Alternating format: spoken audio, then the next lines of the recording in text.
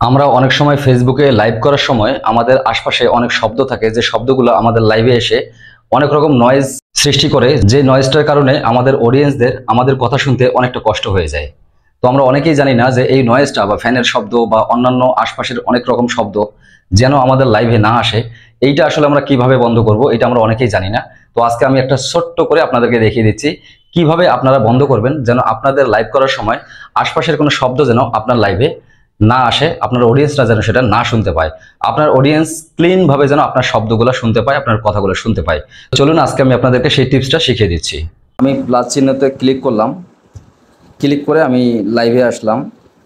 লাইভে আসার পরে এখানে যে মূল জিনিসটা দেখাবো আপনাদেরকে সেটা হচ্ছে এনহ্যান্স অফ। এই যে এনহ্যান্স অফ এইটা আছে না, এইটাকে আমাদেরকে শুধু অন করে দিতে হবে।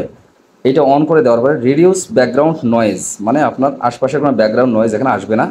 অন করে দেওয়ার পরে আমরা জাস্ট ডান করব। ডান করার পরে আপনি গো লাইভে চলে যাবেন, আপনি কথা বলবেন। আপনার ফ্যানের শব্দ, আপনার আশপাশের কোনো শব্দ কিন্তু আপনার লাইভ থেকে আপনার কোনো অডিয়েন্স শুনতে পারবে না।